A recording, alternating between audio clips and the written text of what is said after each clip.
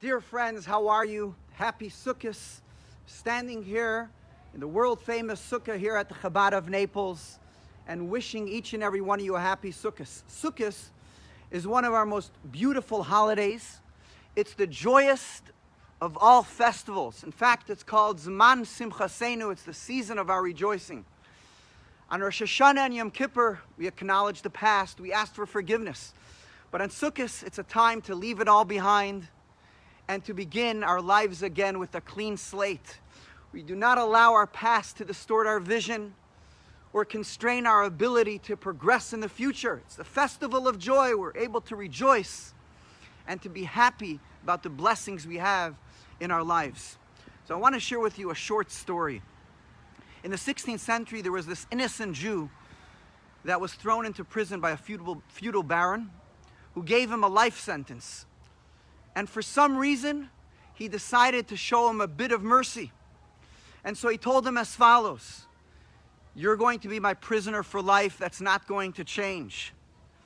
But I'm going to grant you 1 day of freedom out of every year where you can return to your family, your community, and you can practice your religion. You can do whatever you want. But it's only 1 day a year. You decide and choose which day."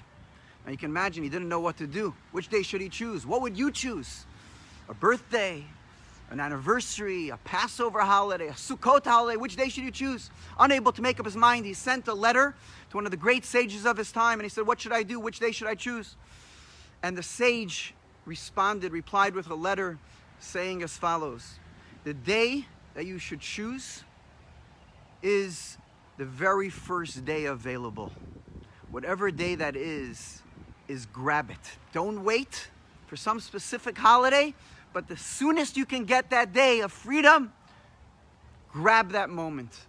And the truth is, to a certain extent, we're all prisoners of some bad habits that we all want to break free of. But we always say to ourselves, you know what, not just yet. We'll change tomorrow. Sukkot reminds us that tomorrow is the enemy of change. We must decide emphatically and now that today is the day that we must celebrate. We must rejoice. And the truth is, it's pointed out that Sukkot is a celebration of the beauty of things that don't last.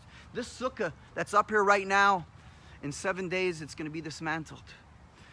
The fruit, if you don't pick it and eat it right away, it gets spoiled. The family and friends that come and rejoice together in our Sukkah, hopefully social distancing, Bezrat Hashem. So we know that they may not be here for as long as we would wish. So Sukkot reminds us that life is full of good and beautiful things, but we must enjoy them today. We must enjoy them right now. You know the famous song of Harry Chapin, the brilliant composer and great musician. His #1 hit song captures so much of what we're going through.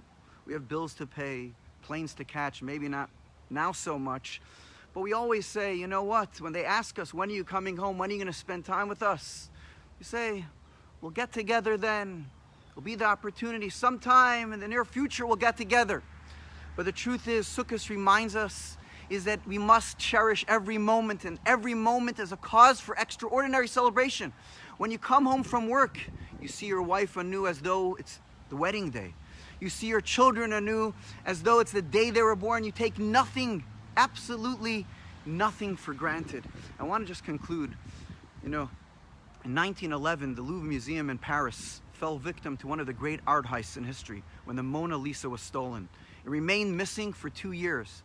In that time, more people came to stare at the blank space where it had been that had come to see the masterpiece in the previous 12 years. And this tells us something about human nature. You know, all too often we fail to appreciate the blessings while we have them. But unfortunately, when they're taken away from us, we become painfully aware about the blank spaces in our lives. Sukkot reminds us, Hayoim, today is the day to celebrate. It's not the most extraordinary moment, but we're here to celebrate together with family and friends. As we come together in this flimsy, hut-like structure, open to the sky, only coverings of branches as its roof, because we remind ourselves, you know what, those permanent homes, that we had this false sense of security throughout the entire year. Life is very fragile.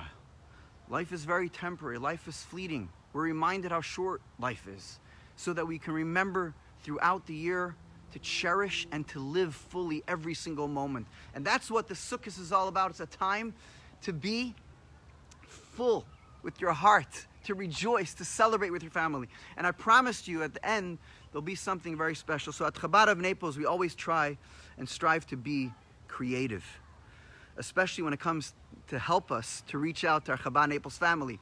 So we've assembled a petty sukkah where the sukkah is mounted to a bike and pedaled by yours truly. And here, if you can see, a special sukkah bike. So now I'm going to take it for a little ride, and if anybody wants to come and bless the Lulav and Esrog on Sukkot, you can come by the sukkah, or I can come by your house with a Lulav and Esrog, with a Lulav and an Esrog, and we can come and make the blessing. I'm a good cycler. I can come over to your house as well. Okay, so here's some of the cycling. Chag Sameach, everyone.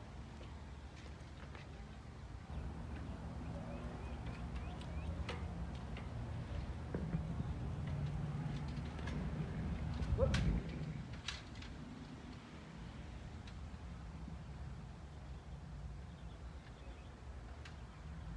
Okay, we'll ride it by. Here we go.